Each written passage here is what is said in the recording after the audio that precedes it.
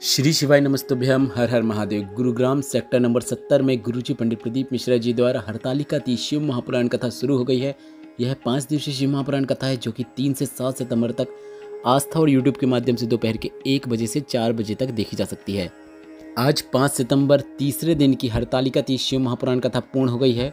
बहुत अधिक मात्रा में पानी गिरने की वजह से प्रशासन की अनुमति न मिलने के कारण आज की कथा पंडाल में नहीं हो पाई और आज की कथा गुरुजी पंडित प्रदीप मिश्रा जी ने ऑनलाइन माध्यम से गुरुग्राम की ही धरा से की है, जिसकी संपूर्ण जानकारी आपको इस वीडियो में प्राप्त होने वाली है। और गुरुजी ने कहा आगे व्यवस्था को देखते हुए कथा ऑनलाइन होगी या पंडाल में होगी, इसका निर्णय लिया जाएगा। आज की कथा में गुरुजी ने 6 सितंबर हरतालिका तीज का महत्व बताते हुए कुछ विशेष उपायों की जानकारी दी है, जो कि वर्ष भर में एक बार आने वाली इस विशेष तिथि में करके आप अधिक से अधिक लाभ प्राप्त कर सकते हैं। साथ ही कनेर के पुष्प वाला एक बिल्कुल नया उपाय की जानकारी आज की कथा में दी है, जिसे आप सिर्फ और सिर्फ हरतालिका तीज के दिन कर सकते हैं। उसकी जानकारी भी हम आपको इस वीडियो के माध्यम से देने वाले हैं। आज 5 सितंबर तीसरे दिन की हरतालिका तीज शिव महापुराण कथा में गुरुजी ने कुल 16 उपाय पत्र और उपयोगी जानकारियाँ दी हैं। सभी की जानकारी आपको इस वीडियो के माध्यम से प्राप्त हो जाएगी। अगर किन्हीं कारणवश आपने आज की कथा नहीं सुन पाई है तो पूरी कथा का रास्ता तो आपको इस छोटे से वीडियो से प्राप्त होने वाला है। बढ़ते हैं आज की कथा की पहली विशेष जानकारी की ओर। गुरुजी ने कहा कई शिव भक्त ऐसे होते हैं जो नियम लेकर कथा का श्रवण करते हैं कि हमारी मनोकामना पूरी हो गई है या फिर पूरी होगी, तब हम 3 या फिर 5 या फिर 7 शिव महापुराण कथा पंडाल में बैठकर श्रवण करेंगे या करूंगी। बढ़ते हैं आज की कथा की दूसरी विशेष जानकारी की ओर। सुनीता यादव जी पत्र लेकर आए, जिसमें उन्होंने लिखा एक बार मैं ऑटो से शादी में जा रही थी। मेरे पीछे कुछ लोग लग गए। रास्ते में मुझे 10 लोगों ने रोक कर मेरे पूरे जेवर लेकर भाग गए। मैं रोते रोते वहीं सामने शिव मंदिर के पास जाकर बाबा से निवेदन किया कि पशुपतिनाथ व्रत करूंगी, मेरे जेवर वापस करवा दो। मैंने पास के पुलिस स्टेशन में जाकर कंप्लेंट भी कराई और 3 दिन में मेरे सभी जेवर वापस मिल गए, जिसकी कीमत लगभग 10 लाख थी। उसी का आभार व्यक्त करने हम कथा पंडाल में आए हैं। बढ़ते हैं आज की कथा की तीसरी विशेष जानकारी की ओर। गुरुजी ने कहा पृथ्वी के तीर्थ में जाने में हमारा पाप नष्ट हो जाता है। पृथ्वी के तीर्थ में जाने से हमारा पुण्य प्रबल हो जाता है।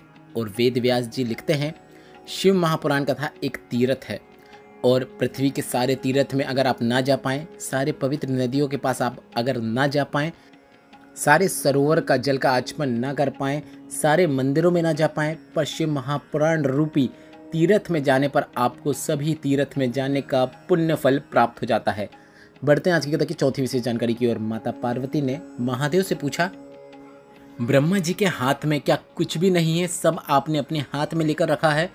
अगर ब्रह्मा जी किसी को मृत्यु लिख देते हैं और अगर वह आपको 1 लोटा जल अर्पित कर देता है तो उसकी मृत्यु टल जाती है। इस पर महादेव ने कहा ऐसा नहीं है पार्वती, आप ब्रह्मा जी को भोजन के लिए काशी में बुलाइए और ब्रह्मा जी को हम काशी में ही जवाब देंगे। और ब्रह्मा जी भोजन के लिए माँ अन्नपूर्णा की धरा काशी आ गए।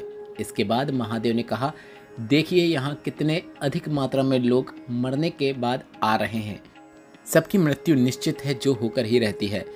इसके बाद ब्रह्मा जी ने कहा कि आपने इनमें से अधिकतर जो कि अधिक मात्रा में पाप भी किए हैं, उन्हें आपने काशी में क्यों बुलाया, क्योंकि पाप की वजह से अगर यह काशी में मरने आ जाते हैं तो उन्हें नरक की व्यातियाँ नहीं भोगनी पड़ती और उन्हें मोक्ष की प्राप्ति हो जाती है।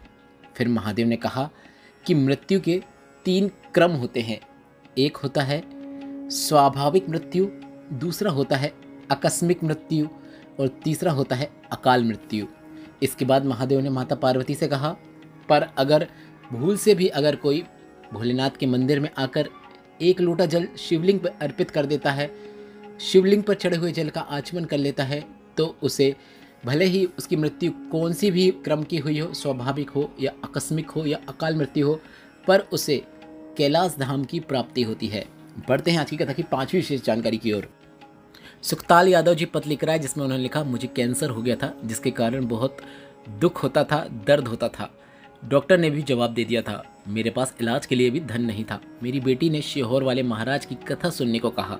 रोज 1 लोटा जल चढ़ाकर बेलपत्र चढ़ाकर प्राप्त करके मुझे आचमन करने के लिए दे देती। मैंने ऐसा ही करना शुरू किया। सीहोर जाकर रुद्राक्ष लेकर आ गया। बाबा की कृपा से अगली बार जब मैं डॉक्टर के पास गया तो डॉक्टर ने कहा कि गांठ गल चुकी है, कैंसर का इन्फेक्शन समाप्त हो गया है, उसी का आभार व्यक्त करने हम कथा पंडाल में आए हैं। बढ़ते हैं आज की कथा की 6वीं विशेष जानकारी की ओर। उषा जी पत्र लेकर आए जिसमें उन्होंने लिखा, मेरे नाती को आंतों के अंदर घाव हो गया, डॉक्टर ने ऑपरेशन की बोल दिया। कई वर्ष निकल गए, कुछ समझ में नहीं आ रहा था क्या करें क्या ना करें, कहीं से भी कहीं लाभ देखने को नहीं मिला। मेरी बेटी ने एक बार आपकी कथा सुनी और शिवलिंग पर चढ़े हुए जल और बेलपत्र को मेरे नाती को देना शुरू किया। बेलपत्र नहीं खाता था तो उसे पीसकर खाने के साथ दे देते। जहाँ दवाइयाँ 15 साल से चल रही थी और आज मेरा नाती पूरी तरीके से ठीक हो गया है, उसकी दवाइयाँ बंद हो गई हैं, उसी का आभार व्यक्त करने हम कथा पंडाल में आए हैं।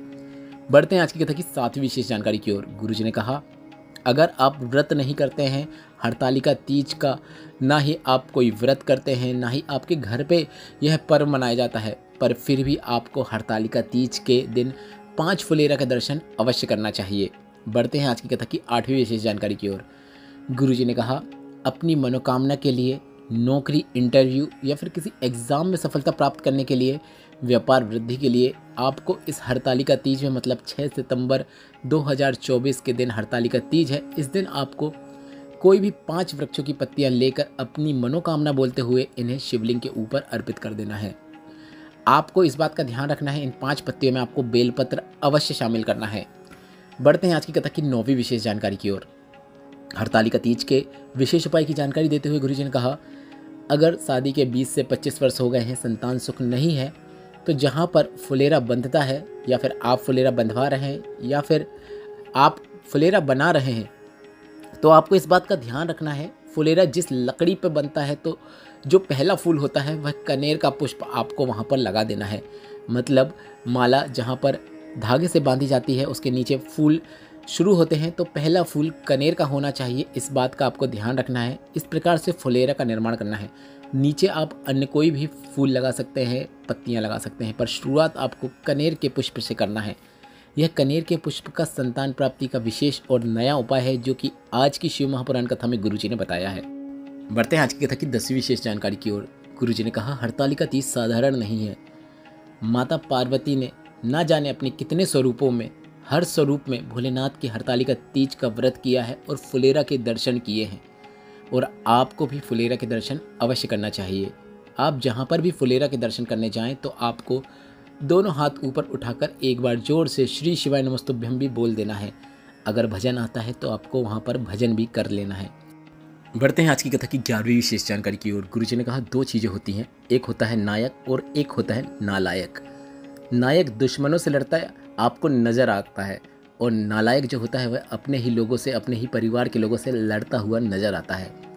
शिव महापुराण की कथा कहती है, आपको नायक बनना है और नायक की तरह ही कार्य करना चाहिए।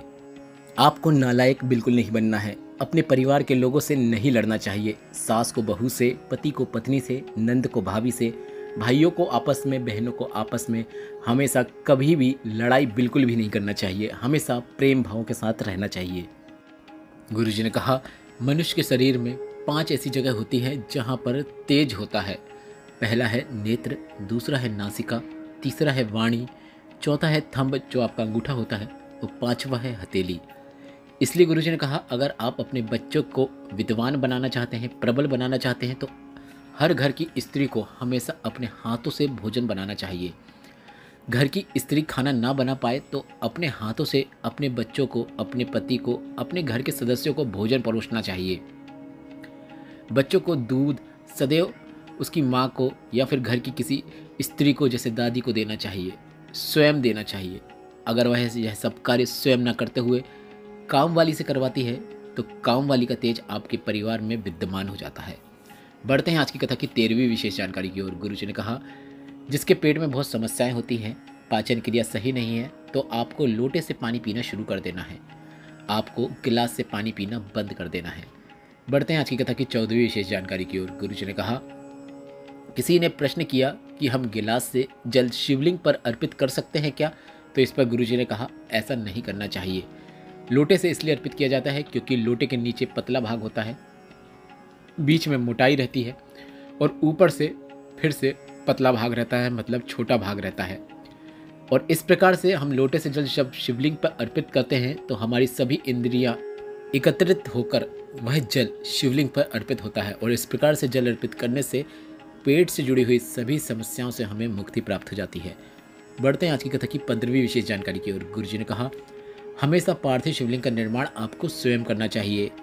आप पार्थिव शिवलिंग का निर्माण करते समय अपने हाथों का स्पर्श करते हुए पार्थिव शिवलिंग का निर्माण करते हैं। अपने मन के मनोभावों को मन में रखते हुए पार्थिव शिवलिंग का निर्माण करते हैं और ऐसे में भोलेनाथ आपकी सभी प्रकार की परेशानियों को, कष्टों को दूर कर देते हैं।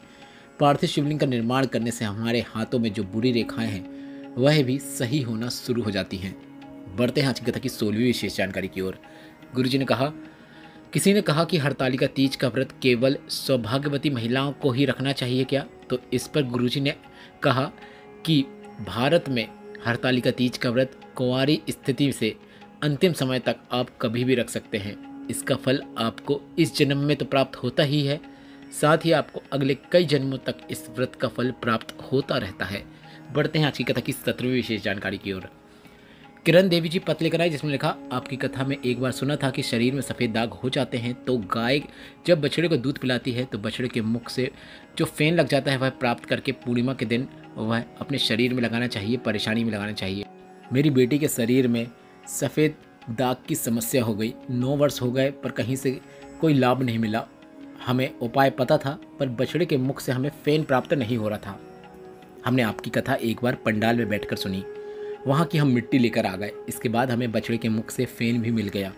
पूर्णिमा के दिन वह फेन वाला उपाय किया, साथ ही पंडाल की मिट्टी को भी निरंतर लगाते रहते। 3 माह में ही मेरी बेटी पूरी तरीके से ठीक हो गई है। उसी का आभार व्यक्त करने हम कथा पंडाल में आए हैं। बढ़ते हैं आज की कथा की 18वीं और अंतिम जानकारी की ओर। गुरुजी की आगामी शिव महापुराण कथा 12 सितंबर से 18 सितंबर तक सीहोर अग्रवाल धर्मशाला में होगी। इसके बाद अगली शिव पुराण कथा 20 से 24 सितंबर तक कांटा धमतरी छत्तीसगढ़ में होगी। इसके बाद अगली शिव महापुराण कथा 26 से 2 अक्टूबर नंदगांव नासिक में होगी। इस वीडियो में बताए गए उपायों से संबंधित अगर अभी भी आपके मन में कोई प्रश्न है तो वे प्रश्न आप कमेंट बॉक्स के जरिए पूछ सकते हैं। आज की कथा से अगर आपको आनंद की प्राप्ति हुई है तो इस वीडियो को लाइक करके कमेंट बॉक्स में हर हर महादेव अवश्य टाइप कीजिएगा। व्हाट्सएप में जुड़ना चाहते हैं तो उसकी लिंक मैंने कमेंट बॉक्स में मेंशन कर दी है, जिसमें टच करके आप हमें व्हाट्सएप में भी फॉलो कर सकते हैं, जो कि बिल्कुल फ्री है। श्री शिवाय नमस्तुभ्यम, हर हर महादेव।